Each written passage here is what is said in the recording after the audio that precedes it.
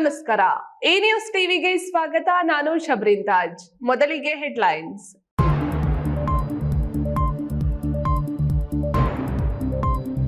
ಕೋಚಿಮುಲ್ ಅಧ್ಯಕ್ಷರ ಮನೆ ಮೇಲೆ ಮುಂದುವರೆದ ಇಡಿ ದಾಳಿ. ಸತತ 35 ಗಂಟೆಗೂ ಹೆಚ್ಚು ಕಾಲ ನಂಜೇಗೌಡ ಮತ್ತು ಕುಟುಂಬಸ್ಥರ ವಿಚಾರಣೆ.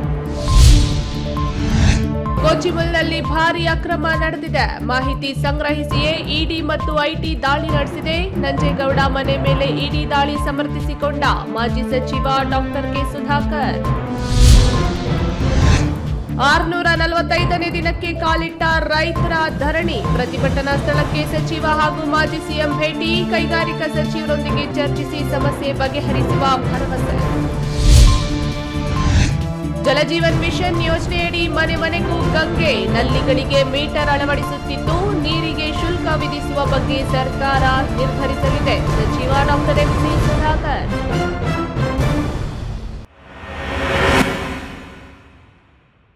ವಾರ್ತೆಗಳ ವಿವರ. ಸುಮಾರು 35 ಗಂಟೆಗಳಿಗೂ ಹೆಚ್ಚು ಕಾಲ ಮುಂದುವರೆದ ಪರಿಶೀಲನೆ.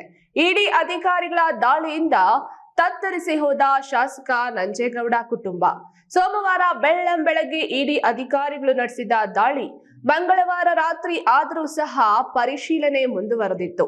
ಆದ್ರೆ ಏನೆಲ್ಲ ಮಾಹಿತಿ ಸಿಕ್ಕಿದೆ, ಏಕೆ ದಾಳಿ ನಡೆದಿದೆ ಎಂಬುದು ಮಾತ್ರ ಬಹಿರಂಗಗೊಂಡಿಲ್ಲ.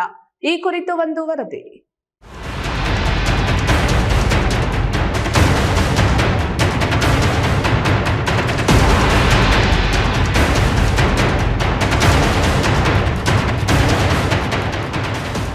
ಕೋಚಿಮುಲ್ನ ಅಧ್ಯಕ್ಷರು ಮಾಲೂರು ಕ್ಷೇತ್ರದ ಕಾಂಗ್ರೆಸ್ ಶಾಸಕರಾಗಿರುವ ಕೆವೈ ನಂಜೇಗೌಡ ಅವರ ನಿವಾಸದ ಮೇಲೆ ಇಡಿ ಮತ್ತು ಐಟಿ ಇಲಾಖೆ ಅಧಿಕಾರಿಗಳು ದಿಢೀರ್ ದಾಳಿ ನಡೆಸಿ ಶೋಧ ನಡೆಸುತ್ತಿದ್ದಾರೆ. ಕೋಚಿಮುಲ್ನ ನೇಮಕಾತಿಯಲ್ಲಿ ಭಾರೀ ಪ್ರಮಾಣದಲ್ಲಿ ಅಕ್ರಮ ನಡೆದಿದೆ ಎನ್ನಲಾಗ್ತಿದ್ದು, ಇತ್ತೀಚೆಗಷ್ಟೇ ನೇಮಕಾತಿ ಪಟ್ಟಿ ಬಿಡುಗಡೆಗೊಂಡಿತ್ತು. ಕೋಲಾರ, ಚಿಕ್ಕಬಳ್ಳಾಪುರ ಹಾಲು ಒಕ್ಕೂಟಕ್ಕೆ ನೌಕರರ ನೇಮಕಾತಿ ಸೇರಿದಂತೆ ಖರೀದಿಯಲ್ಲಿ ದೊಡ್ಡ ಮಟ್ಟದಲ್ಲಿ ಅಕ್ರಮಗಳು ನಡೆದಿದೆ ಎನ್ನಲಾಗ್ತಿದೆ. ಈ ಹಿನ್ನೆಲೆಯಲ್ಲಿ ದಾಳಿ ಮಹತ್ವವನ್ನ ಪಡೆದುಕೊಂಡಿದೆ.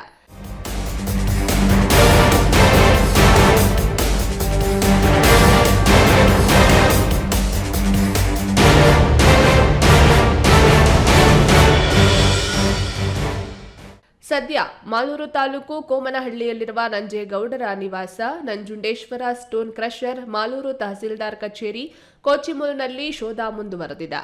ನಂಜೇಗೌಡ ಮಗ ಹರೀಶ್, ತಮ್ಮ ಈರೇಗೌಡ, ಸುನಿಲ್ ಹಾಗೂ ಕುಟುಂಬಸ್ಥರ ವಿಚಾರಣೆ ಮುಂದುವರೆದಿದ್ದು, ಸಂಜೆ ನಂಜೇಗೌಡರು ಮನೆಯಿಂದ ಹೊರಬಂದು ಅಭಿಮಾನಿಗಳತ್ತ ಕೈ ಬೀಸಿದ್ದಾರೆ. ನೂರಾರು ಸಂಖ್ಯೆಯಲ್ಲಿ ಅಭಿಮಾನಿಗಳು ಮನೆ ಮುಂದೆ ನೆರೆದಿದ್ದಾರೆ. ಮನೆ ಹೊರಭಾಗದಲ್ಲಿ ಸ್ಥಳೀಯ ಪೊಲೀಸರು ಬಿಗಿ ಭದ್ರತೆಯನ್ನ ಕೈಗೊಂಡಿದ್ದಾರೆ. ಐಟಿ ಅಧಿಕಾರಿಗಳೊಂದಿಗೆ ಕೇಂದ್ರ ಭದ್ರತಾ ಪೊಲೀಸರ ತಂಡ ಕೈ ಜೋಡಿಸಿದೆ. Keshav, A news TV, Malur. Kochimul ಅಧಿಕಾರಿಗಳ ನೇಮಕಾತಿಯಲ್ಲಿ ಭಾರಿ ಭ್ರಷ್ಟಾಚಾರ ನಡೆದಿದೆ. ಆ ಪಟ್ಟಿಯನ್ನ ತಡೆಹಿಡಿಯಿರಿ, ನೀವೇ ತನಿಖೆ ಮಾಡಿ ತಪ್ಪಿತಸ್ಥರ ಮೇಲೆ ಕ್ರಮ ಕೈಗೊಳ್ಳಿ ಎಂದು ಸರ್ಕಾರವನ್ನ ಒತ್ತಾಯ ಮಾಡಿದ್ದೆ.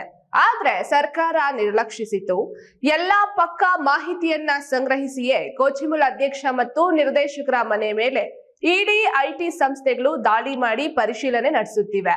ಮೇಲ್ನೋಟಕ್ಕೆ ಭಾರಿ ಪ್ರಮಾಣದ ಭ್ರಷ್ಟಾಚಾರ ಹೊರಗೆ ಬರಬಹುದೆಂಬ ಅನುಮಾನ ದಟ್ಟವಾಗಿದೆ ಎಂದು ಮಾಜಿ ಸಚಿವ ಡಾಕ್ಟರ್ ಕೆ ಸುಧಾಕರ್ ಕೋಚಿಮುಲ್ ಕರ್ಮಕಾಂಡದ ಬಗ್ಗೆ ಅವರ ಮನೆ ಮೇಲೆ ನಡೆದಿರುವ ಇಡಿ ದಾಳಿಯನ್ನ ಸಮರ್ಥಿಸಿಕೊಂಡಿದ್ದಾರೆ.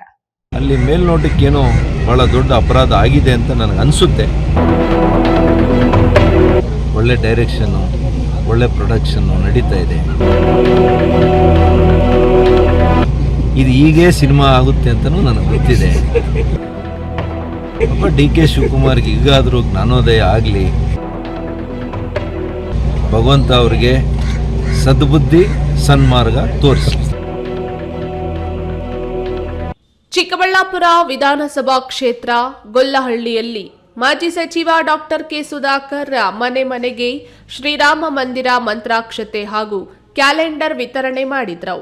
ಈ ವೇಳೆ ಈ ನ್ಯೂಸ್ ಟಿವಿಯೊಂದಿಗೆ ಮಾತನಾಡಿ, ಕೋಚಿಮುಲ್ನಲ್ಲಿ ಇತ್ತೀಚೆಗೆ ಅಧಿಕಾರಿಗಳ ನೇಮಕಾತಿಯಲ್ಲಿ ಭಾರೀ ಭ್ರಷ್ಟಾಚಾರ ನಡೆದಿದೆ.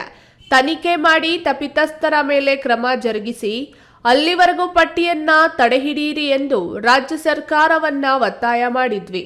ಆದ್ರೆ ಅವರು ನಿರ್ಲಕ್ಷ್ಯ ಮಾಡಿದ್ದಾರೆ. ಅದರ ಪರಿಣಾಮ ಪಕ್ಕಾ ಮಾಹಿತಿ ಸಂಗ್ರಹಿಸಿ ಇಡಿ ಸಂಸ್ಥೆ ರೈಡ್ ಮಾಡಿದೆ. ಇನ್ನು ತನಿಖೆ ನಡೆಯುತ್ತಿದೆ. ತನಿಖೆ ಮುಗಿಯೋ ತನಕ ನಾವ್ಯಾಕೆ ಮಾತನಾಡಬೇಕು, ಆನಂತರ ಮಾತನಾಡುತ್ತೇನೆ. ಆದರೂ ಬಲವಾದ ನಂಬಿಕೆ ಇದೆ. ಅಲ್ಲಿ ಭ್ರಷ್ಟಾಚಾರ ನಡೆದಿರೋದಂತೂ ಸತ್ಯ ಅನ್ನೋದು ಮೇಲ್ನೋಟಕ್ಕೆ ತೋರುತ್ತಿದೆ ಎಂದು 2 ದಿನಗಳಿಂದ ಕೋಚಿಮುಲ್ ಸಂಸ್ಥೆ ಅಧ್ಯಕ್ಷ ಕೆ.ವೈ. ನಂಜೇಗೌಡ ಮತ್ತು ನಿರ್ದೇಶಕರ ಮನೆ ಮೇಲೆ ನಡೆದಿರುವ ಇಡಿ ದಾಳಿ ಬಗ್ಗೆ ಅವಲೋಕನ ಮಾಡಿದ್ರು. ನಡೆದಿರತಕ್ಕಂಥ ಘನಘೋರ ಕೆಲಸಗಳ ಬಗ್ಗೆ ನನಗೆ ಮಾಹಿತಿಯನ್ನು ಕೊಟ್ಟಿದ್ದರು. ಅದರ ಭಾಗವಾಗಿ ನಾನು ಈ ರಾಜ್ಯ ಸರ್ಕಾರಕ್ಕೆ ಒತ್ತಾಯ ಮಾಡಿದೆ. ಈ ಒಂದು ನೇಮಕಾತಿ ಪ್ರಕ್ರಿಯೆ ಇದು ಭಾಳ ಭ್ರಷ್ಟಾಚಾರದಿಂದ ಕೂಡಿದೆ, ಮೋಸದಿಂದ ಕೂಡಿದೆ. ದಯವಿಟ್ಟು ಈ ನೇಮಕಾತಿಯನ್ನು ರದ್ದು ಮಾಡಿ ಅಥವಾ ತಡೆ ಹಿಡೀರಿ. ತನಿಖೆ ನೀವೇ ಮಾಡಿ. ತನಿಖೆ ಮಾಡಿದ ಮೇಲೆ ನೀವು ಸತ್ಯಾಸತ್ಯತೆಗಳನ್ನು ತಿಳ್ಕೊಂಡು ತಾವು ಆದೇಶ ಮಾಡಿ ಅಂತ. ಆದರೆ ನಮ್ಮ ಮಾತಿಗೆ ಅವರು ಯಾವುದೇ ಮನ್ನಣೆಯನ್ನು ಕೊಡಲಿಲ್ಲ. ಗೊತ್ತಾಗಿದೆ ನನಗೆ ಇಡಿ ಸಂಸ್ಥೆಯವರು ರೈಡ್ ಮಾಡ್ತಾ ಇದ್ದಾರೆ ಮತ್ತು ಅದರ ಬಗ್ಗೆ ತನಿಖೆಯನ್ನು ಕೂಡ ಮಾಡ್ತಾ ಇದ್ದಾರೆ ಅಂತ ಗೊತ್ತಾಗಿದೆ. ತನಿಖೆ ಆಗಲಿ. ತನಿಖೆಯಿಂದ ಏನು ಸತ್ಯಾಂಶ ಬರ್ತದೆ, ಅವರು ಏನು ವರದಿಯನ್ನು ಕೊಡ್ತಾರೆ ಅದನ್ನು ನೋಡಿ ನಾನು ವ್ಯಾಖ್ಯಾನ ಮಾಡೋದು. ಇದೇ ವೇಳೆ ರಾಜ್ಯ ಸರ್ಕಾರದಲ್ಲಿ 3 ದಲಿತ ಡಿಸಿಎಂ ಹುದ್ದೆ ಕ್ರಿಯೇಟ್ ಮಾಡುವಂತೆ ಕಾಂಗ್ರೆಸ್ ಹೈಕಮಾಂಡ್ ಮೇಲೆ ದಲಿತ ಸಚಿವರು ಏರುತ್ತಿರುವ ಒತ್ತಾಯದ ಬಗ್ಗೆ ಪ್ರಸ್ತಾಪಿಸಿ, ಸ್ಕ್ರಿಪ್ಟ್ ಡೈರೆಕ್ಷನ್ ಅವರದ್ದೇ, ಪ್ರೊಡಕ್ಷನ್ ಅವರದ್ದೇ, ಸಿನಿಮಾ ಹೀಗೆಯೇ ಆಗುತ್ತೆ ಅಂತ ನನಗೆ ಮೊದಲೇ ಗೊತ್ತಿತ್ತು. ಪಾಪ ಡಿಕೆಶಿಗೆ ದೇವರು ಈಗಲಾದರೂ ಸದ್ಬುದ್ಧಿ ಸನ್ಮಾರ್ಗ ತೋರಿಸಲಿ ಎಂದು ಲೇವಡಿ ಮಾಡಿದ್ರು. ಇದು ಒಳ್ಳೆ ಸ್ಕ್ರಿಪ್ಟು, ಒಳ್ಳೆ ಡೈರೆಕ್ಷನ್ನು, ಒಳ್ಳೆ ಪ್ರೊಡಕ್ಷನ್ನು ನಡೀತಾ ಇದೆ. ಇದು ಹೀಗೆ ಸಿನಿಮಾ ಆಗುತ್ತೆ ಅಂತಲೂ ನನಗೆ ಗೊತ್ತಿದೆ. ಡಿ.ಕೆ. ಶಿವಕುಮಾರ್ಗೆ ಈಗಾದರೂ ಜ್ಞಾನೋದಯ ಆಗಲಿ, ಭಗವಂತ ಅವರಿಗೆ ಸದ್ಬುದ್ಧಿ ಸನ್ಮಾರ್ಗ ತೋರಿಸಿ. ಇನ್ನು ಕೋವಿಡ್ ಚಿಕಿತ್ಸಾ ಸಾಮಗ್ರಿಗಳ ಖರೀದಿಯಲ್ಲಿ ಅವ್ಯವಹಾರ ಆಗಿದೆ ಅಂತ ಬಸವರಾಜ್ ಯತ್ನಾಳ್ ಆರೋಪಿಸಿರುವ ಬಗ್ಗೆ ಮಾತನಾಡಿ, ನಿಷ್ಠಾವಂತ ನಿವೃತ್ತ ನ್ಯಾಯಾಧೀಶರನ್ನೇ ತನಿಖೆ ಮುಖ್ಯಸ್ಥರನ್ನಾಗಿಸಿದ್ದಾರೆ. ತನಿಖೆ ನಡೀಲಿ, ಆಮೇಲೆ ಏನಾಗುತ್ತೆ ಅಂತ ನಮ್ಮ ನಾಯಕ ಯತ್ನಾಳ್ಗೆ ಗೊತ್ತಾಗುತ್ತೆ ಅಂತ ತಿರುಗೇಟು ನೀಡಿದ್ರು. ಈಗಾಗಲೇ ತನಿಖೆ ನಡೀತಾ ಇದೆ. ಒಬ್ಬ ನಿಷ್ಠಾವಂತ ನ್ಯಾಯಾಧೀಶರನ್ನೇ ಇವತ್ತು ತನಿಖಾ ಮುಂದಾಳತ್ವವಾಗಿ ಅವ್ರನ್ನ ಮಾಡಿದ್ದಾರೆ. ಅವ್ರು ತನಿಖೆ ಮಾಡಲಿ. ಅಲ್ಲಿವರೆಗೂ ನಮ್ಮ ನಾಯಕರು ಯಾರು ಯತ್ನಾಳ್ ಅವರು ಸಮಾಧಾನವಾಗಿ ಇರಿ ಅಂತ ನಾನು ಅವ್ರಿಗೆ ಮನವಿ ಮಾಡ್ತೀನಿ. ಈ ವೇಳೆ ಮುಖಂಡರು ಕೆವಿ ನಾಗರಾಜ್, ಆನಂದ್ ಬಾಬು ರೆಡ್ಡಿ, ನಗರಸಭಾ ಸದಸ್ಯರು ಮಂಜುನಾಥ್, ಮುನಿರಾಜು, ಆನಂದ್, ಕೃಷ್ಣಾರೆಡ್ಡಿ ಇತರರು ಜೊತೆಗಿದ್ದರು. ಕೆಎಸ್ ನಾರಾಯಣಸ್ವಾಮಿ, ಈ ನ್ಯೂಸ್ ಟಿವಿ, ಚಿಕ್ಕಬಳ್ಳಾಪುರ. ದೇವನಹಳ್ಳಿ ತಾಲೂಕಿನ ಚನ್ನರಾಯಪಟ್ಟಣ ಹೋಬಳಿಯ ರೈತರು ಕೆಐಎಡಿಬಿ ಭೂಸ್ವಾಧೀನ ವಿರೋಧಿಸಿ ನಡೆಸುತ್ತಿರುವ ಅನಿರ್ದಿಷ್ಟಾವಧಿ ಹೋರಾಟ ಹಿನ್ನೆಲೆ ಧರಣಿ ಸ್ಥಳಕ್ಕೆ ಸಚಿವ ಕೆಎಚ್ ಮುನಿಯಪ್ಪ ಭೇಟಿ ನೀಡಿ ರೈತರೊಂದಿಗೆ ಸಮಾಲೋಚನೆ ನಡೆಸಿದ್ರು. 9 ಗಂಟೆಗೆ ಶುರು ಮಾಡಿದ್ವಿ. ಯಾಕಂದ್ರೆ 11 ಗಂಟೆಗೆ ನಮ್ಮ ಬೇರೆ ಮೀಟಿಂಗ್ ಇದೆ, ನಿಮಗೆ ಮುಂದಕ್ಕೆ ಹಾಕಬಾರ್ದು ಅಂತೇಳಿ ನಾಳೆ 9 ಗಂಟೆಗೆ ನಿಮ್ಮನ್ನು ಕರೆದಿದ್ದೀವಿ. ಕುಂತು ತೀರ್ಮಾನ ಮಾಡೋಣ, ವಿಶ್ವಾಸವಾಗಿ ಒಗ್ಗಟ್ಟಾಗಿ ಹೋಗೋಣ. ಇಷ್ಟನ್ನು ಹೇಳಿ ನನ್ನ ಮಾತು ವಿರಾಮ ಕೊಡ್ತೀನಿ. ಸುಮಾರು 645 ದಿನಗಳಿಂದ ಧರಣಿಯನ್ನು ಕೈಗೊಂಡಿರುವ ರೈತರಿಗೆ ಚನ್ನರಾಯಪಟ್ಟಣ ಹೋಬಳಿಯ ನಾಡ ಕಚೇರಿ ಉದ್ಘಾಟಿಸಲು ಆಗಮಿಸಿದ್ದ ಸಚಿವ ಕೆಎಚ್ ಮುನಿಯಪ್ಪ ಮೊದಲಿಗೆ ರೈತರ ಧರಣಿ ಸ್ಥಳಕ್ಕೆ ಭೇಟಿ ನೀಡಿ ಮಾತನಾಡಿ, ನಾನೊಬ್ಬ ರೈತನಾಗಿ ಜೀವನ ನಡೆಸಿಕೊಂಡು ಬಂದಿರುವವನಾಗಿದ್ದೇನೆ. ರೈತರು ಭೂಮಿಯನ್ನ ಉಳಿಸಿಕೊಳ್ಳಬೇಕಿದೆ. ಕೈಗಾರಿಕೆಗಳು ಸಹ ಅವಶ್ಯಕತೆ ಇದೆ. ವ್ಯವಸಾಯವನ್ನು ಉಳಿಸಿಕೊಂಡು ಕೈಗಾರಿಕೆಯನ್ನು ಮಾಡಬೇಕೆಂಬ ಸಲಹೆಯೂ ಸಹ ನೀಡಿದ್ದಾರೆ. ನಾಳೆ 9 ಗಂಟೆಗೆ ಕೈಗಾರಿಕಾ ಅಭಿವೃದ್ಧಿ ಸಚಿವ ಎಂಬಿ ಪಾಟೀಲ್ ಅವರು ಕರೆಸಿದ್ದು, ನಾವು ಸಹ ರೈತರೊಂದಿಗೆ ಭಾಗವಹಿಸಿ ಈ ಜಮೀನುಗಳನ್ನು ಬಿಡುಗಡೆ ಮಾಡಬೇಕೆಂದು ಒತ್ತಾಯಿಸಲಾಗುತ್ತದೆಂದು ಭರವಸೆ ನೀಡಿದ್ರು. ಅದಕ್ಕೆ ನಾಳೆ 9 ಗಂಟೆಗೆ ಮುಖ್ಯಸ್ಥರು ನೀವು ಒಂದಷ್ಟು ಜನ ಬರ್ರಿ, ನಾವು ಇರ್ತೀವಿ ಮತ್ತು ನಮ್ಮ ಪಕ್ಷದ ಮುಖಂಡರು ಕೂಡ ಇರ್ತಾರೆ, ಚೇರ್ಮನ್ರು ಬರ್ತಾರೆ. ಅವ್ರ ಜೊತೆ ರಾಮಚಂದ್ರಣ್ಣ, ಶ್ರೀನಿವಾಸ್ ಅವರು ಮತ್ತು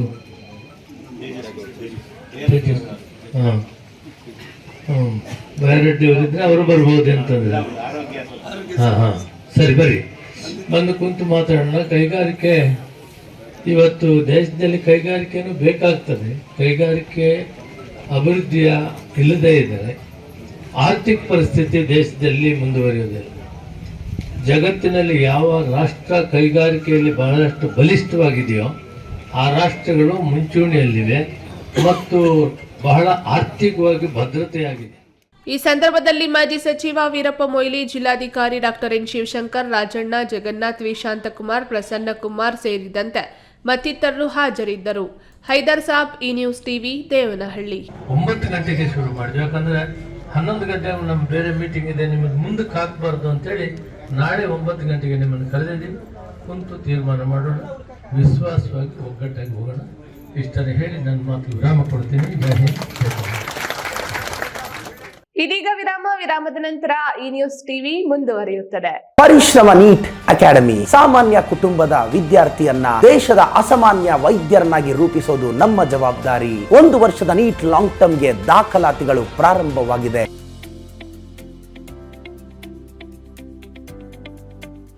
ಶಾಂತ ಸಮೂಹ ಶಿಕ್ಷಣ ಸಂಸ್ಥೆಗಳು ಪೇರೆಸಂದ್ರ, ಚಿಕ್ಕಬಳ್ಳಾಪುರ.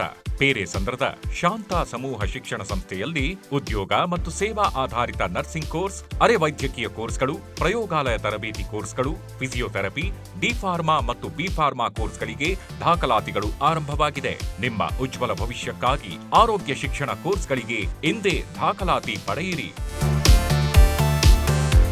ವಿರಾಮದ ನಂತರ ಈ ನ್ಯೂಸ್ ಟಿವಿಗೆ ಸ್ವಾಗತ. ಜಲಜೀವನ್ ಮಿಷನ್ ಯೋಜನೆಯಡಿ ಮನೆ ಮನೆಗೂ ಗಂಗೆ ಹರಿಸುವ ನಲ್ಲಿಗಳಿಗೆ ಮೀಟರ್ ಅಳವಡಿಸುತ್ತಿದ್ದು ಯಾರೂ ಆತಂಕ ಪಡುವ ಅಗತ್ಯವಿಲ್ಲ. ಮುಂದಿನ ದಿನಗಳು ನಲ್ಲಿ ನೀರಿಗೆ ಶುಲ್ಕ ವಿಧಿಸುವುದಾ ಬೇಡವಾ ಎಂಬುದನ್ನ ರಾಜ್ಯ ಸರ್ಕಾರ ನಿರ್ಧರಿಸುತ್ತದೆ ಎಂದು ಉಸ್ತುವಾರಿ ಸಚಿವ ಡಾಕ್ಟರ್ ಎಂಸಿ ಸುಧಾಕರ್ ತಿಳಿಸಿದರು. ಶಿಡ್ಲಘಟ್ಟ ತಾಲೂಕಿನ ಮಳಮಾಚನಹಳ್ಳಿ ಗ್ರಾಮದಲ್ಲಿ ನಡೆದ ಕಾರ್ಯಕ್ರಮದಲ್ಲಿ ಶಿಡ್ಲಘಟ್ಟ ತಾಲೂಕಿನ 133 ಗ್ರಾಮಗಳಲ್ಲಿನ ಜಲಜೀವನ್ ಮಿಷನ್ನ ಮನೆ ಮನೆಗೂ ಗಂಗೆ ಯೋಜನೆಗೆ ಚಾಲನೆ, ಮಳಮಾಚನಹಳ್ಳಿ ಗ್ರಾಮದ ನಿವೇಶನ ರಹಿತ ಕುಟುಂಬಗಳಿಗೆ ನಿವೇಶನದ ಹಕ್ಕುಪತ್ರ ವಿತರಿಸುವ ಕಾರ್ಯಕ್ರಮ ನಡೆಯಿತು. ಚಿಕ್ಕಬಳ್ಳಾಪುರ ಜಿಲ್ಲಾ ಉಸ್ತುವಾರಿ ಸಚಿವ ಡಾಕ್ಟರ್ ಎಂಸಿ ಸುಧಾಕರ್ ಕಾರ್ಯಕ್ರಮವನ್ನು ಉದ್ಘಾಟಿಸಿ ಮಾತನಾಡಿ, ಜಲಜೀವನ್ ಮಿಷನ್ ನಡಿ ಹಾಕುವ ನಲ್ಲಿಗಳಿಗೆ ಮೀಟರ್ ಅಳವಡಿಸುತ್ತಿದ್ದು ಯಾರೂ ಆತಂಕ ಪಡಬೇಡಿ. ಮುಂದಿನ ದಿನಗಳಲ್ಲಿ ಶುಲ್ಕವನ್ನು ಕಟ್ಟಬೇಕಾ ಅಥವಾ ಬೇಡವಾ ಎಂಬುದನ್ನು ರಾಜ್ಯ ಸರ್ಕಾರ ನಿರ್ಧರಿಸುತ್ತದೆ ಎಂದರು. ಜಲಜೀವನ್ ಮಿಷನ್ ಕಾಮಗಾರಿಯನ್ನ ಮಾಡಲು ಜಿಲ್ಲೆಯಲ್ಲಿನ ಗುತ್ತಿಗೆದಾರರು ಹಿಂದೇಟು ಹಾಕಿದ ಕಾರಣ ಸಾಕಷ್ಟು ಹಳ್ಳಿಗಳಲ್ಲಿ ಟೆಂಡರ್ ಕರೆದಿರಲಿಲ್ಲ. ಗುತ್ತಿಗೆದಾರರ ಸಭೆ ಕರೆದು ಅವರ ಮನವೊಲಿಸಿದ ನಂತರ ಇದೀಗ ಎಲ್ಲಾ ಹಳ್ಳಿಗಳಲ್ಲೂ ಟೆಂಡರ್ ಮುಗಿದಿದೆ. ಶಿಡ್ಲಘಟ್ಟ ತಾಲೂಕಿನ 133 ಹಳ್ಳಿಗಳಲ್ಲಿ 76 ಕೋಟಿ ರು ವೆಚ್ಚದಲ್ಲಿ ಜಲಜೀವನ್ ಮಿಷನ್ ಯೋಜನೆಗೆ ಇಂದು ಚಾಲನೆ ನೀಡಿದ್ದು ಶೀಘ್ರದಲ್ಲೇ ಕಾಮಗಾರಿ ನಡೆದು ಮನೆ ಮನೆಗೂ ನೀರು ಹರಿಯುತ್ತದೆ ಎಂದರು. ಅವರು ಕೂಡ ಈ ಜಾಗ ಕೊಡಿಸುವಂತದಕ್ಕೆ ನಗರದ ಸಮೀಪದಲ್ಲಿ ಹನುಮಂತಪುರದ ಸರ್ವೆ ನಂಬರ್ ಅಲ್ಲಿ ಜಾಗ ಕೊಡಿಸುವಂತದಕ್ಕೆ ಅವರು ಕೂಡ ಬಹಳಷ್ಟು ಅಲ್ಲಿ ಎಲ್ಲ ಸಮಸ್ಯೆಗಳನ್ನ ನಿವಾರಣೆ ಮಾಡಿಕೊಟ್ಟು ಇವತ್ತು ಅದರ ಯೋಜನೆ ಈಗಾಗಲೇ ಎಸ್ಟಿಮೇಟ್ ಆಗ್ತಾ ಇದೆ. ಸದ್ಯದಲ್ಲೇ ಟೆಂಡರ್ ಆಗುತ್ತೆ. ಅದು ಸುಮಾರು ಒಟ್ಟು 165ರಿಂದ 170 ಕೋಟಿ ಆಗುತ್ತೆ. ಈಗ ಪ್ರಾರಂಭದಲ್ಲಿ ಇಷ್ಟು ಪ್ರಾರಂಭ ಆಗುತ್ತೆ. ಮುಂದಿನ ದಿನಗಳಲ್ಲಿ ಅದನ್ನು ಕೂಡ ಹಣ ಹೊಂದಿಸ್ಕೊಡುವಂಥದ್ದಕ್ಕೆ ನಾವು ಮುಖ್ಯಮಂತ್ರಿಗಳ ಮೇಲೆ ಒತ್ತಡ ಹಾಕ್ತಾ ಇದ್ದೀವಿ. ಸನ್ಮಾನ್ಯ ನಮ್ಮ ರೇಷ್ಮೆ ಸಚಿವರು ವೆಂಕಟೇಶ್ವರನ್ ಅವರು ಕೂಡ ಮತ್ತೆ ನನಗೂ ಹೇಳಿದ್ರು, ಬೇಗ ನೀನು ಒಂದು ಮಾತಾಡಪ್ಪ CMಗೆ ಮತ್ತೆ ದುಡ್ಡು ಕೊಡ್ಲಿ ಅಂತ. ಅದರಿಂದ ಬೇಗ ಶುರುವಾಗಬೇಕು ಅಂತಕ್ಕಂಥದ್ದು ನಮ್ಮ ಉದ್ದೇಶ. ಇದು ಕೂಡ ಆಗ್ತಾ ಇದೆ. ಇವತ್ತು ಶಾಸಕರು ಕೂಡ ಬಹಳಷ್ಟು ಮುತುವರ್ಜಿ ವಹಿಸಿ ನಮ್ಮ ನಗರೋತ್ಥಾನ ಯೋಜನೆಯಲ್ಲಿ 4,000 ಕೋಟಿ ರೂಪಾಯಿ ಬೇರೆ ಕಾರ್ಯಕ್ರಮಗಳಿಗೆ ಇದ್ದಂಥದ್ದನ್ನು ಅದು ಕೊಡಬೇಕು ಅಂತ ವಿನಂತಿ ಮಾಡಿಕೊಂಡ್ರು. ಜಿಲ್ಲಾ ಮಂತ್ರಿಯಾಗಿ ಜಿಲ್ಲಾ ಸಮಿತಿಯ ಅಧ್ಯಕ್ಷರಾಗಿ ನಾವು ಇದು ಆಗಬೇಕು ಅಂತಕ್ಕಂಥ ದೃಷ್ಟಿಯಲ್ಲಿ ನಿನ್ನೆ ಅದನ್ನು ಕೂಡ ರಾಜ್ಯ ಮಟ್ಟದ ಸಮಿತಿಗೆ, ಯಾಕಂದರೆ ನಮ್ಮ ಜಿಲ್ಲಾ ಮಟ್ಟದಿಂದ ರಾಜ್ಯ ಮಟ್ಟಕ್ಕೆ ಸಮಿತಿಗೆ ಹೋಗುತ್ತೆ. ಅಲ್ಲಿ ನಮ್ಮ ಪೌರಾಡಳಿತ ಸಚಿವರು ಅಧ್ಯಕ್ಷರಿರ್ತಾರೆ. ಅಲ್ಲಿಗೆ ನಾವು ಈಗ ಅದನ್ನು ಪ್ರಸ್ತಾವನೆ ಕಳಿಸುವಂಥ ಕೆಲಸ ಮಾಡ್ತಾ ಇದ್ದೀವಿ. ಇನ್ನು ಶಿಡ್ಲಘಟ್ಟ ಕ್ಷೇತ್ರದ ಶಾಸಕ ರವಿಕುಮಾರ್ ಅಭಿವೃದ್ಧಿ ವಿಚಾರದಲ್ಲಿ ಪಕ್ಷಾತೀತವಾಗಿ ಕಾರ್ಯನಿರ್ವಹಿಸುತ್ತಿದ್ದಾರೆಂದು ಮೆಚ್ಚುಗೆ ವ್ಯಕ್ತಪಡಿಸಿದರು. ಕಾರ್ಯಕ್ರಮದಲ್ಲಿ ನಿವೇಶನ ರಹಿತರಿಗೆ ನಿವೇಶನಗಳ ಹಕ್ಕುಪತ್ರಗಳನ್ನು ಮಹಿಳಾ ಮತ್ತು ಮಕ್ಕಳ ಕಲ್ಯಾಣ ಇಲಾಖೆಯಿಂದ ಬಾಂಡ್ಗಳನ್ನು ವಿತರಿಸಲಾಯಿತು.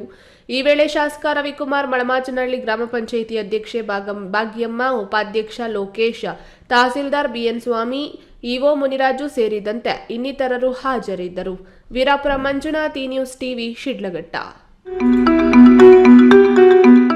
ಕೇಂದ್ರ ಸರ್ಕಾರ ನಿಗದಿಪಡಿಸಿರುವ 12,000 ರೂಪಾಯಿ ಜೊತೆಗೆ ರಾಜ್ಯ ಸರ್ಕಾರ 3,000 ರೂಪಾಯಿ ಸೇರಿಸಿ ಕೊಬ್ಬರಿ ಖರೀದಿಸಲು ನಾಫೆಡ್ ಮೂಲಕ ಖರೀದಿ ಕೇಂದ್ರ ತೆರೆಯಬೇಕೆಂದು ಒತ್ತಾಯಿಸಿ ರಾಜ್ಯ ರೈತ ಸಂಘ ಹಾಗೂ ಹಸಿರು ಸೇನೆ ಮುಖಂಡರು ಜಿಲ್ಲಾಧಿಕಾರಿ ಕಚೇರಿ ಎದುರು ಅಹೋರಾತ್ರಿ ಧರಣಿ ಸತ್ಯಾಗ್ರಹ ಆರಂಭಿಸಿದ್ದಾರೆ.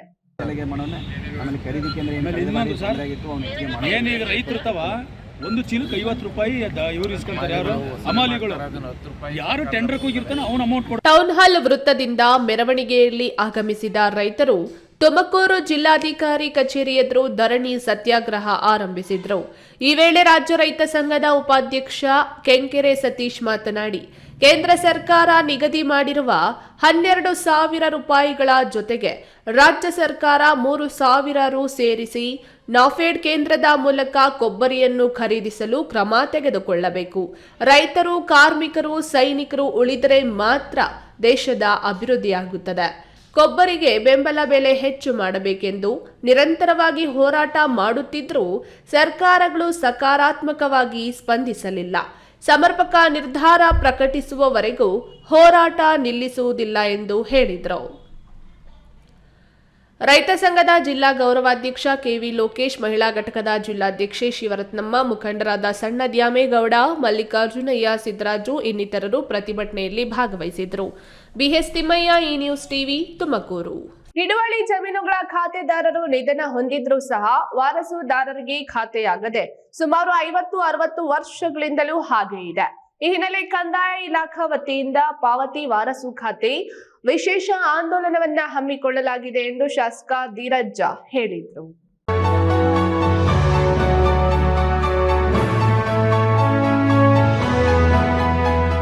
ಸರ್ಕಾರದ ಮಹತ್ವ ಯೋಜನೆಗಳಾದ ಪಿಎಂ ಕಿಸಾನ್ ಯೋಜನೆ, ಬರ, ಅತಿವೃಷ್ಟಿ ಪರಿಹಾರ ಹಾಗೂ ಇನ್ನುಳಿದ ಸರ್ಕಾರದ ಯಾವುದೇ ಯೋಜನೆಗಳ ಸವಲತ್ತುಗಳನ್ನು ಪಾವತಿ ಖಾತೆ ಬದಲಾವಣೆಯಾಗದೆ ಯಾವುದೇ ಪರಿಹಾರವನ್ನು ಪಡೆಯಲು ರೈತರಿಗೆ ಸಾಧ್ಯವಾಗದೆ ಆರ್ಥಿಕ ನಷ್ಟವನ್ನ ಅನುಭವಿಸುತ್ತಿರುತ್ತಾರೆ. ದೊಡ್ಡಬಳ್ಳಾಪುರ ತಾಲೂಕಿನಲ್ಲಿ ಸುಮಾರು 11,000 ಪಾವತಿ ಖಾತೆಯಾಗದೇ ಇದೆ. ಸರ್ಕಾರದ ಸವಲತ್ತು ಪಡೆಯಲು ರೈತರು ಈ ಕಾರ್ಯಕ್ರಮದ ಸದುಪಯೋಗ ಪಡೆದುಕೊಳ್ಳಬೇಕು. ಪ್ರತಿ ನಾಡ ಕಚೇರಿ ವ್ಯಾಪ್ತಿಯ ಕೇಂದ್ರ ಸ್ಥಾನದಲ್ಲಿ ಪಾವತಿ ವಾರಸು ಖಾತೆ ಆಂದೋಲನ ಹಮ್ಮಿಕೊಳ್ಳಲಾಗಿದೆ ಎಂದರು. ಸಾರ್ವಜನಿಕರಲ್ಲಿ ನಾನು ಕೇಳ್ಕೊಳ್ಳುವಂಥದ್ದು, ಯಾಕಂದ್ರೆ ಇದು ಇರುವಂತಹ ಜ್ವಲಂತ ಸಮಸ್ಯೆ. 11,000ಕ್ಕೂ ಹೆಚ್ಚು ಈ ರೀತಿ ಪಾವತಿ ಪ್ರಕರಣಗಳು ನಮ್ಮ ತಾಲೂಕಲ್ಲಿ ಇದೆ ಅಂತ ಒಂದು ಅಂದಾಜಿದೆ. ಹಾಗಾಗಿ ನಮ್ಮ ತಾಲೂಕಿನ ರೈತರು, ಬಡವರು ಈ ಒಂದು ಅವಕಾಶವನ್ನು ಉಪಯೋಗ ಪಡಿಸ್ಕೋಬೇಕು. ಪ್ರತಿ ನಾಡ ಕಚೇರಿಯಲ್ಲಿ ಆ ಉಪ ತಹಸೀಲ್ದಾರ್ ಮತ್ತೆ ಆ RI ಇವರ ನಂಬರ್ಗಳನ್ನು ಸಹ ಎಲ್ಲ ಒಂದು ಕರಪತ್ರಗಳಲ್ಲಿ ಹಾಕಲಾಗಿದೆ. ನಮಗೆ ಕಸ್ಬಾ ಹೋಬಳಿಯವರು ಇಲ್ಲ ತಾಲೂಕು ಆಫೀಸ್ಗೆ ಬಂದು ಅದನ್ನ ಕೊಡಬಹುದು. ಅದಕ್ಕೆ ವಿಶೇಷವಾದಂತಹ ಒಂದು ಕೌಂಟರ್ ಅನ್ನು ಸಹ ನಾವು ಮಾಡ್ತಾ ಇದ್ದೀವಿ. ಹಾಗಾಗಿ ಕಂದಾಯ ಇಲಾಖೆಯ ಎಲ್ಲ ಸಿಬ್ಬಂದಿಗಳು ಇದ್ರ ಮೇಲೆ ಪ್ರತಿದಿನ ಅರ್ಧ ದಿನ ಅವರ ಸಮಯ ಸಂಪೂರ್ಣವಾಗಿ ಇದಕ್ಕೆ ಕೊಡಬೇಕು ಅಂತ ಅವರೇನು ಇವತ್ತು ಕಂದಾಯ ಇಲಾಖೆಯಿಂದ ನಿಗದಿಪಡಿಸಿದ್ದಾರೆ. ಗುರುಪ್ರಸಾದ್, ಈ ನ್ಯೂಸ್ ಟಿವಿ, ದೊಡ್ಡಬಳ್ಳಾಪುರ.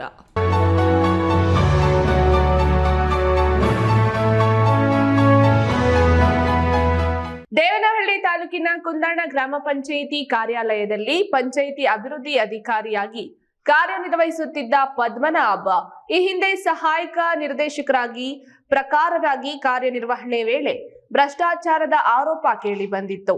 ಈ ಹಿನ್ನೆಲೆ ಲೋಕಾಯುಕ್ತ ಪೊಲೀಸರು ದಾಳಿ ನಡೆಸುವುದರ ಮೂಲಕ ಕಡತಗಳ ಪರಿಶೀಲನೆ ನಡೆಸಿದ್ರು.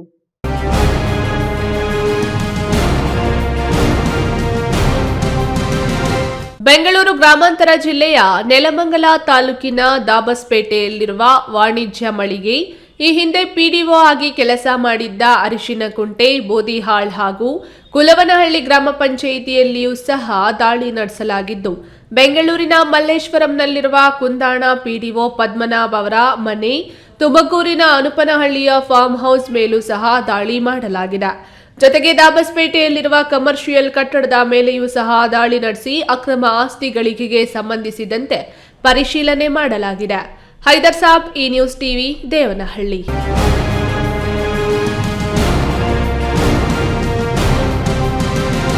ಕಿಸಾನ್ ಸಮ್ಮಾನ್ ಯೋಜನೆ, ಮುದ್ರಾ ಯೋಜನೆ, ಕಿಸಾನ್ ವಿಕಾಸ್ ಯೋಜನೆ, ಉಜ್ವಲ ಯೋಜನೆಗಳಂಥ ಮಹತ್ತರ ಯೋಜನೆಗಳನ್ನ ಜನರಿಗೆ ತಲುಪಿಸುವ ಉದ್ದೇಶದಿಂದಲೇ ಪ್ರಧಾನಿ ನರೇಂದ್ರ ಮೋದಿ ವಿಕಸಿತ ಭಾರತ ಸಂಕಲ್ಪ ಯಾತ್ರೆಗೆ ಚಾಲನೆ ನೀಡಿ ಇಡೀ ದೇಶದಾದ್ಯಂತ ಪ್ರಚಾರವನ್ನ ಕೈಗೊಳ್ಳಲಾಗಿದೆ ಎಂದು ಮಾಜಿ ಸಚಿವ ಡಾಕ್ಟರ್ ಕೆ ಸುಧಾಕರ್ ಅಭಿಪ್ರಾಯಪಟ್ಟರು. ನಮ್ಮ ಪರಂಪರೆಯನ್ನು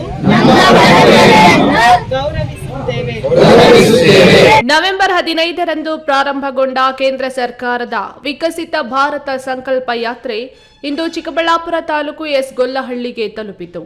ಈ ಸಂಕಲ್ಪ ಯಾತ್ರೆಯನ್ನ ಮಾಜಿ ಆರೋಗ್ಯ ಸಚಿವ ಡಾಕ್ಟರ್ ಕೆ ಸುಧಾಕರ್ ಉದ್ಘಾಟನೆ ಮಾಡಿ ಮಾತನಾಡಿ, ದೇಶದಲ್ಲಿರುವ ಯುವಕರ ಕೈಗೆ ಕೆಲಸ ಕೊಡಬೇಕು, ಅದರಿಂದ ಸಣ್ಣ ಸಣ್ಣ ಉದ್ದಿಮೆಗಳನ್ನ ಪ್ರಾರಂಭಿಸಿ ಯುವ ಸಬಲೀಕರಣ ಮಾಡಬೇಕು ಅಂತ ಬ್ಯಾಂಕುಗಳ ಮೂಲಕ 5 ರಿಂದ 30 ಲಕ್ಷದವರೆಗೂ ಸಾಲ ಸೌಲಭ್ಯ ಕೊಡಿಸಿದ್ದಾರೆ. ಇಂತಹ 10 ಹಲವು ಕೇಂದ್ರದ ಯೋಜನೆಗಳನ್ನ ಮನೆ ಮನೆಗೆ ತಲುಪಿಸುವ ಉದ್ದೇಶದಿಂದ ವಿಕಸಿತ ಭಾರತ ಸಂಕಲ್ಪ ಯಾತ್ರೆ ಕೈಗೊಳ್ಳಲಾಗಿದೆ. 1947ರ ವೇಳೆಗೆ ಬಲಿಷ್ಠ ಭಾರತ ರೂಪುಗೊಳ್ಳಬೇಕು, ಅದಕ್ಕೆ ನೀವೆಲ್ಲ ಕೈ ಜೋಡಿಸಬೇಕೆಂದು ಕರೆ ನೀಡಿದ್ರು.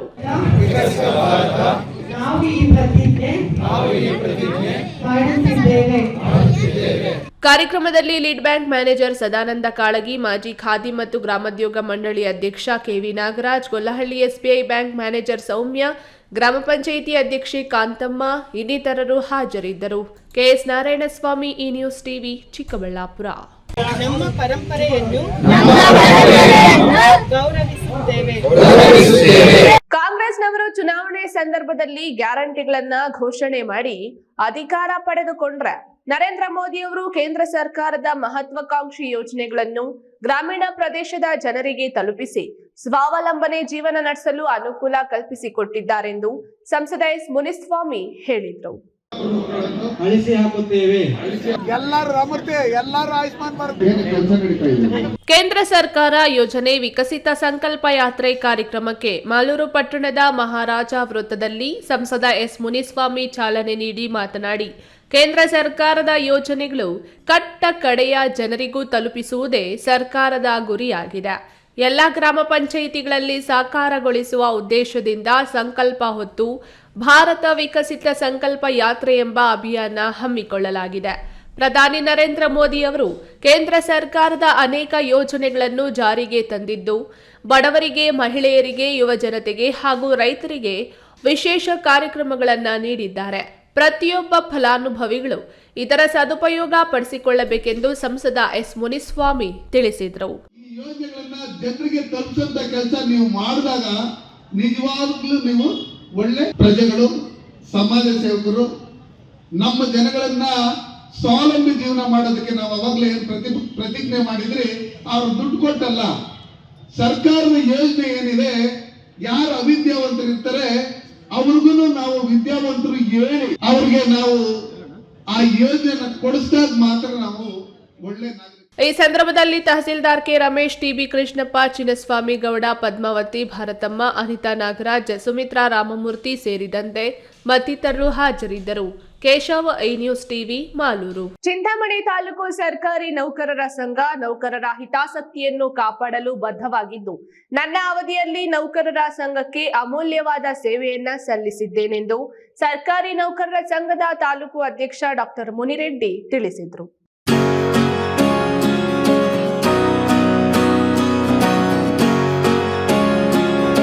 ಚಿಂತಾಮಣಿ ನಗರದ ಸರ್ಕಾರಿ ನೌಕರರ ಭವನದಲ್ಲಿ ಕರ್ನಾಟಕ ರಾಜ್ಯ ಸರ್ಕಾರಿ ನೌಕರರ ಸಂಘ ಚಿಂತಾಮಣಿ ತಾಲೂಕು ಘಟಕದಿಂದ 2022-23ನೇ ಸಾಲಿನ ಸರ್ವ ಸದಸ್ಯರ ವಾರ್ಷಿಕ ಸಭೆ, ಸರ್ಕಾರಿ ಕಚೇರಿಗಳನ್ನು ಸ್ವಚ್ಛಗೊಳಿಸುವ ಹಾಗೂ ಪರಿಸರ ಜಾಗೃತಿ ಅಭಿಯಾನದ ಉದ್ಘಾಟನೆ, ಉತ್ತಮ ನೌಕರ ಸೇವಾ ಪ್ರಶಸ್ತಿ ಪ್ರದಾನ ಹಾಗೂ ಉತ್ತಮ ಶಿಕ್ಷಕ ಪ್ರಶಸ್ತಿ ವಿಜೇತರಿಗೆ ಸನ್ಮಾನ ಸಮಾರಂಭವನ್ನು ಹಮ್ಮಿಕೊಳ್ಳಲಾಗಿತ್ತು. ಕಾರ್ಯಕ್ರಮದಲ್ಲಿ ತಹಸೀಲ್ದಾರ್ ಸುದರ್ಶನ್ ಯಾದವ್ ಮತ್ತಿತರ ಅಧಿಕಾರಿಗಳು ಪಾಲ್ಗೊಂಡು ಕಾರ್ಯಕ್ರಮವನ್ನು ದೀಪ ಬೆಳಗಿಸುವುದರ ಮೂಲಕ ಉದ್ಘಾಟನೆ ಮಾಡಿ ಶುಭ ಹಾರೈಸಿದರು. ಈ ವೇಳೆ ಕಾರ್ಯಕ್ರಮವನ್ನು ಉದ್ದೇಶಿಸಿ ನೌಕರರ ಸಂಘದ ತಾಲೂಕು ಅಧ್ಯಕ್ಷ ಡಾಕ್ಟರ್ ಮುನಿರೆಡ್ಡಿ ಮಾತನಾಡಿ, ಕಳೆದ 3.5 ತಿಂಗಳಿನಿಂದ ತಾನು ಸಂಘದ ಅಭಿವೃದ್ಧಿಗಾಗಿ ದಾನಿಗಳ ಸಹಕಾರದೊಂದಿಗೆ ಸಂಘಕ್ಕೆ ಅವಶ್ಯ ಇರುವ ಹಲವಾರು ರೀತಿಯ ಅಭಿವೃದ್ಧಿ ಕೆಲಸ ಕಾರ್ಯಗಳನ್ನು ಮಾಡಿದ್ದು, ಮುಂದಿನ ದಿನಗಳಲ್ಲಿಯೂ ಕೂಡ ಸಂಘದ ಮತ್ತಷ್ಟು ಅಭಿವೃದ್ಧಿ ಸಹಕಾರ ಪ್ರೋತ್ಸಾಹ ನೀಡಬೇಕೆಂದು ಮನವಿ ಮಾಡಿದರು. ನಾನು 12/8/2023 ನೂತನ ಅಧ್ಯಕ್ಷರಾಗಿ ಆಯ್ಕೆಯಾದರೆ, ಅಂದರೆ ಇಲ್ಲಿಗೆ 3 ತಿಂಗಳು 26 ದಿವಸ ಆಗಿದೆ. ಈ 3 ತಿಂಗಳು 26 ದಿವಸದಲ್ಲಿ ಅಮೂಲ್ಯವಾಗಿರ್ತಕ್ಕಂಥ ಸೇವೆಯನ್ನ ನೌಕರ ಸಂಘಕ್ಕೆ ಹಗಲು ರಾತ್ರಿ ಎಷ್ಟೊಂದು ಸಮಯ ರಾತ್ರಿ 10 ಗಂಟೆಯಲ್ಲಿ ನಾನು ಇಲ್ಲೇ ಇದ್ದೀನಿ. ಅಂದರೆ ನೌಕರ ಸಂಘ ಮತ್ತು ನೌಕರ ಹಿತಾಸಕ್ತಿಗೆ ನಮ್ಮ ಚಿಂತಾಮಣಿ ಸಂಘ ಬದ್ಧವಾಗಿದೆ ಅಂತಕ್ಕಂಥದನ್ನ ಈ ವೇದಿಕೆಯ ಮೂಲಕ ತಮಗೆ ತಿಳಿಸಲಿಕ್ಕೆ ಇಚ್ಛೆಪಡ್ತೀನಿ. ಕಾರ್ಯಕ್ರಮವನ್ನು ಉದ್ದೇಶಿಸಿ ತಹಸೀಲ್ದಾರ್ ಸುದರ್ಶನ್ ಯಾದವ್, ಇಒ ಆನಂದ್, ಪೌರಾಯುಕ್ತ ಜಿಎನ್ ಚಲಪತಿ, ಬಿಇಒ ಉಮಾದೇವಿ, ಸರ್ಕಾರಿ ನೌಕರರ ಸಂಘದ ಜಿಲ್ಲಾಧ್ಯಕ್ಷ ಹರೀಶ್ ಮತ್ತಿತರರು ಮಾತನಾಡಿದರು. ಈ ಸಂದರ್ಭದಲ್ಲಿ ಸರ್ಕಾರಿ ನೌಕರರ ಸಂಘದ ಮಾಜಿ ಅಧ್ಯಕ್ಷ ಆರ್ ನಾರಾಯಣ ರೆಡ್ಡಿ, ಪ್ರಾಥಮಿಕ ಶಾಲಾ ಶಿಕ್ಷಕರ ಸಂಘದ ಅಧ್ಯಕ್ಷ ಕೆ ರವಣ ಹಾಗೂ ಎಲ್ಲಾ ಪದಾಧಿಕಾರಿಗಳು ಮತ್ತಿತರರು ಉಪಸ್ಥಿತರಿದ್ದರು. ಬಿ ದೇವಪ್ಪ, ಈ ನ್ಯೂಸ್ ಟಿವಿ, ಚಿಂತಾಮಣಿ.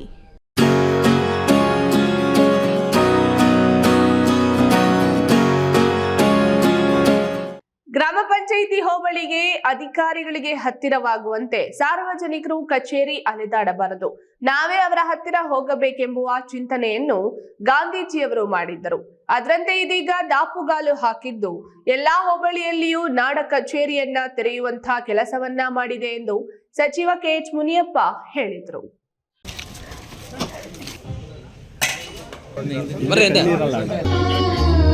ದೇವನಹಳ್ಳಿ ತಾಲೂಕಿನ ಕುಂದಾಣ ನಾಡ ಕಚೇರಿ ನೂತನ ಕಟ್ಟಡವನ್ನು ಸಚಿವ ಕೆಎಚ್ ಮುನಿಯಪ್ಪ ಟೇಪು ಕತ್ತರಿಸಿ ನಾಮಫಲಕ ಅನಾವರಣಗೊಳಿಸುವುದರ ಮೂಲಕ ಉದ್ಘಾಟಿಸಿದರು.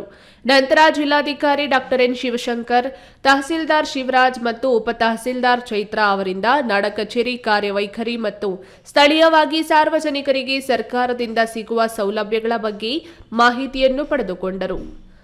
ಸಚಿವ ಕೆಎಚ್ ಮುನಿಯಪ್ಪ ಮಾತನಾಡಿ, ಸಾರ್ವಜನಿಕರು ಕಚೇರಿಗೆ ಅಲೆದಾಡಬಾರದೆಂದು ಎಲ್ಲಾ ಹೋಬಳಿಯಲ್ಲೂ ನಾಡ ಕಚೇರಿಯನ್ನ ತೆರೆಯಲಾಗುತ್ತಿದ್ದು, ಇದಕ್ಕಾಗಿ ವಿಶೇಷವಾಗಿ ಸರ್ಕಾರದ ಮುಖ್ಯಮಂತ್ರಿ ಸಿದ್ದರಾಮಯ್ಯ, ಉಪಮುಖ್ಯಮಂತ್ರಿ ಡಿಕೆ ಶಿವಕುಮಾರ್ ಮತ್ತು ಕಂದಾಯ ಸಚಿವ ಕೃಷ್ಣ ಬೈರೇಗೌಡ ಅವರನ್ನ ಅಭಿನಂದಿಸುತ್ತೇನೆ.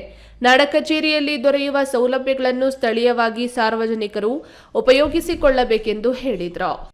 ಎಲ್ಲ ಹೋಬಳಿಯಲ್ಲಿ ಕೂಡ ಇವತ್ತು ಒಂದು ನಾಡ ಕಚೇರಿಯನ್ನು ಮಾಡುವಂತ ಕೆಲಸವನ್ನು ಮಾಡಿದೆ. ಅದಕ್ಕೆ ವಿಶೇಷವಾಗಿ ಸರ್ಕಾರದ ಮುಖ್ಯಮಂತ್ರಿಗಳಿಗೂ, ಉಪಮುಖ್ಯಮಂತ್ರಿಗಳಿಗೂ ಮತ್ತು ರೆವಿನ್ಯೂ ಸಚಿವರಾದಂತ ಕೃಷ್ಣಬೈರೇಗೌಡರಿಗೂ ಧನ್ಯವಾದಗಳನ್ನು ಸಲ್ಲಿಸ್ತಾ, ಇವತ್ತು ಇಂತಹ ಕಾರ್ಯಕ್ರಮಗಳ ಮುಖಾಂತರ ರೈತರು, ಜಮೀನ್ದಾರರು, ಬಡವರು ಯಾರು ಕೂಡ ಅವರ ಮನಬಾಗಿಲಿಗೆ ಅಂದ್ರೆ ತಾಲೂಕು ಆಫೀಸ್ಗೆ ಹೋಗಿ ಕಾಯುವಂತದ್ದಾಗಬಾರ್ದು. ಈಗ ಕಾರ್ಯಕ್ರಮದಲ್ಲಿ ಜಿಲ್ಲಾಧಿಕಾರಿ ಶಿವಶಂಕರ್, ಕೆಪಿಸಿಸಿ ಸದಸ್ಯ ವಿ ಶಾಂತಕುಮಾರ್, ತಹಸೀಲ್ದಾರ್ ಶಿವರಾಜ್, ಉಪ ತಹಸೀಲ್ದಾರ್ ಚೈತ್ರ, ಬ್ಲಾಕ್ ಕಾಂಗ್ರೆಸ್ ಅಧ್ಯಕ್ಷ ಪ್ರಸನ್ನ, ಪ್ರಧಾನ ಕಾರ್ಯದರ್ಶಿ ಎಸ್ ನಾಗೇಗೌಡ ಸೇರಿದಂತೆ ಇನ್ನಿತರರು ಹಾಜರಿದ್ದರು.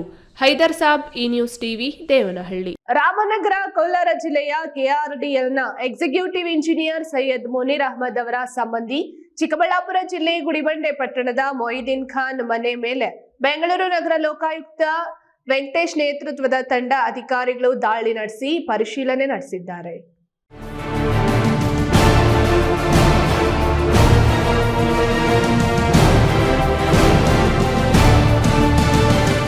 ಇಂದು ಬೆಳ್ಳಂಬೆಳಗ್ಗೆ ಗುಡಿಬಂಡೆ ಪಟ್ಟಣದ ಮೊಯಿದ್ದೀನ್ ಖಾನ್ ಅವರ ಮನೆ ಮೇಲೆ ಲೋಕಾಯುಕ್ತ ಪೊಲೀಸರು ದಾಳಿ ನಡೆಸಿದ್ದಾರೆ. ಮೊಯಿದ್ದೀನ್ ಖಾನ್ ರಾಮನಗರ ಜಿಲ್ಲೆಯ land army engineer Syed Muneer Ahmed ಅವರ ಸಂಬಂಧಿಯಾಗಿದ್ದಾರೆ.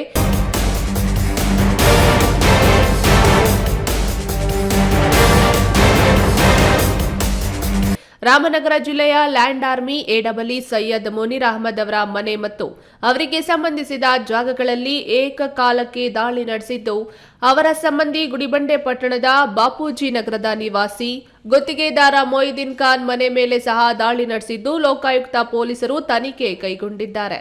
ಬಿ ಮಂಜುನಾಥ್, ಈ ನ್ಯೂಸ್ ಟಿವಿ, ಗುಡಿಬಂಡೆ. ಹಿಂದೆ ಇದ್ದ ಪಡಿತರ ವಿತರಕರ ಸಂಘದ ಅಧ್ಯಕ್ಷ ಕೃಷ್ಣಪ್ಪನವರು ನಡೆಸಿದ ದುರಾಡಳಿತದಿಂದ ಸಂಘದ ಆಶಯಗಳು ಧೂಳು ಹಿಡಿದಿದ್ದು, ತಮ್ಮ ಹಿತಾಸಕ್ತಿಗಾಗಿ ರಾಜ್ಯ ಪಡಿತರ ಸಂಘವನ್ನ ದುರುಪಯೋಗ ಪಡಿಸಿಕೊಂಡಿದ್ರು.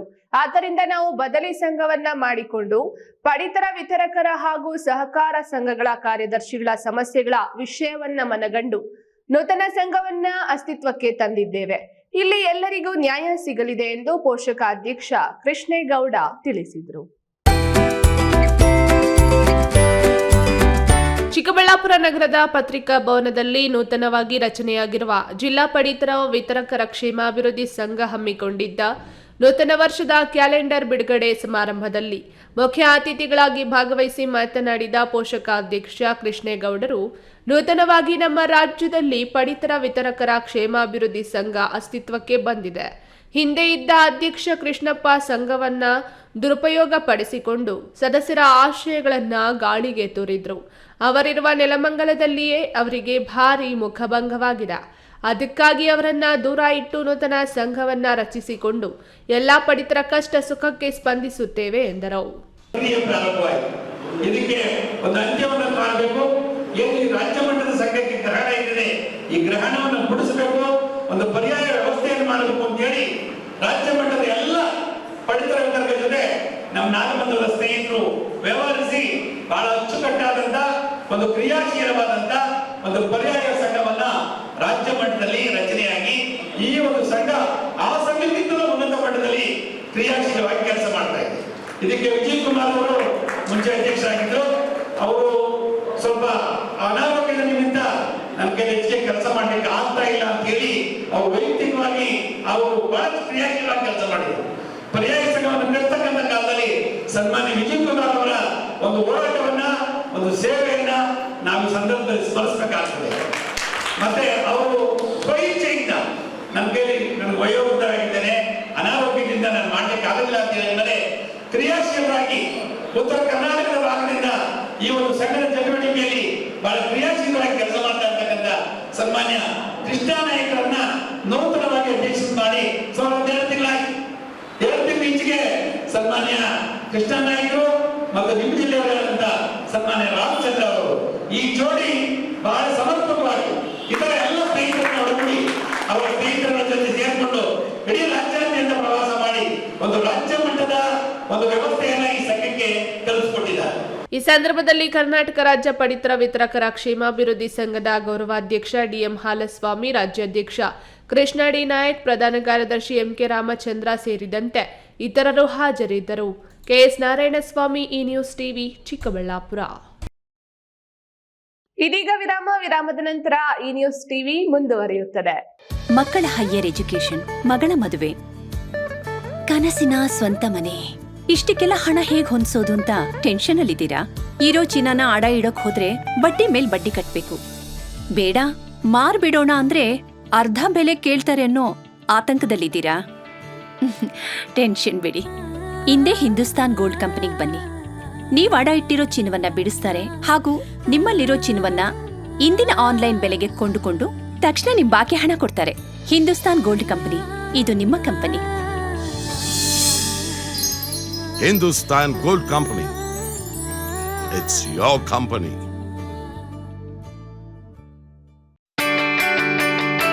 ಜೈನ್ ಮಿಷನ್ ಆಸ್ಪತ್ರೆ, ಜೈನ್ ಮಿಷನ್ ಟ್ರಸ್ಟ್ನ ಲಾಭರಹಿತ ಉಪಕ್ರಮ. ಕರ್ನಾಟಕ ರಾಜ್ಯ ಬೀಜ ನಿಗಮ ಪಕ್ಕ, ಬಿಬಿ ರಸ್ತೆ, ಚಿಕ್ಕಬಳ್ಳಾಪುರ.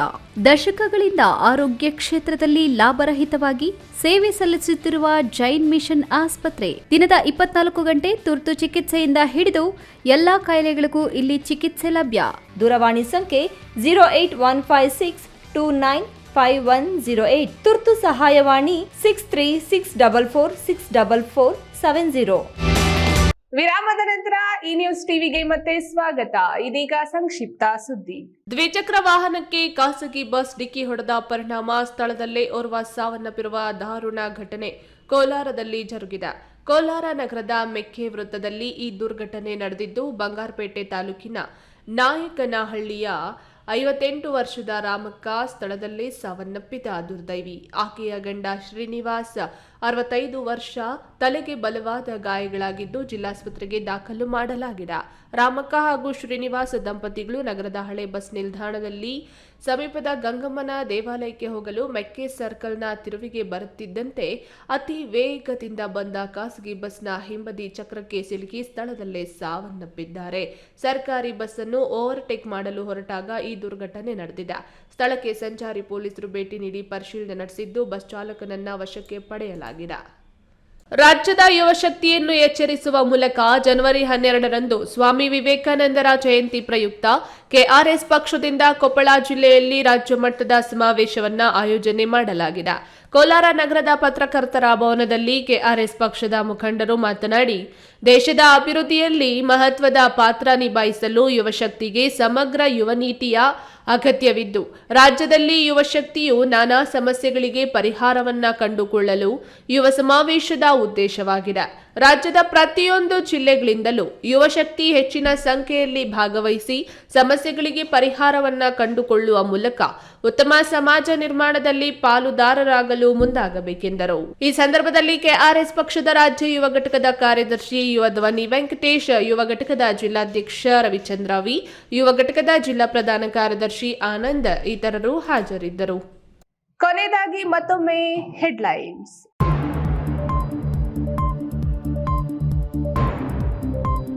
ಕೋಚಿಮುಲ್ ಅಧ್ಯಕ್ಷರ ಮನೆ ಮೇಲೆ ಮುಂದುವರೆದ ಇಡಿ ದಾಳಿ. ಸತತ 35 ಗಂಟೆಗೂ ಹೆಚ್ಚು ಕಾಲ ನಂಜೇಗೌಡ ಮತ್ತು ಕುಟುಂಬಸ್ಥರ ವಿಚಾರಣೆ. ಕೋಚಿಮುಲ್ನಲ್ಲಿ ಭಾರೀ ಅಕ್ರಮ ನಡೆದಿದೆ. ಮಾಹಿತಿ ಸಂಗ್ರಹಿಸಿಯೇ ಇಡಿ ಮತ್ತು ಐಟಿ ದಾಳಿ ನಡೆಸಿದೆ. ನಂಜೇಗೌಡ ಮನೆ ಮೇಲೆ ಇಡಿ ದಾಳಿ ಸಮರ್ಥಿಸಿಕೊಂಡ ಮಾಜಿ ಸಚಿವ ಡಾಕ್ಟರ್ ಕೆ ಸುಧಾಕರ್. 645ನೇ ದಿನಕ್ಕೆ ಕಾಲಿಟ್ಟ ರೈತರ ಧರಣಿ. ಪ್ರತಿಭಟನಾ ಸ್ಥಳಕ್ಕೆ ಸಚಿವ ಹಾಗೂ ಮಾಜಿ ಸಿಎಂ ಭೇಟಿ. ಕೈಗಾರಿಕಾ ಸಚಿವರೊಂದಿಗೆ ಚರ್ಚಿಸಿ ಸಮಸ್ಯೆ ಬಗೆಹರಿಸುವ ಭರವಸೆ.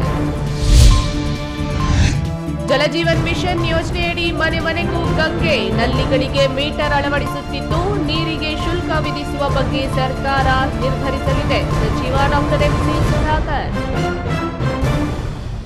ದಿನನಿತ್ಯದ ವೈಭವೀಕರಣವಿಲ್ಲದ ನೈಜ ಸುದ್ದಿಗಳಿಗಾಗಿ ತಪ್ಪದೆ ವೀಕ್ಷಿಸಿ ಈ ನ್ಯೂಸ್ ಟಿವಿ.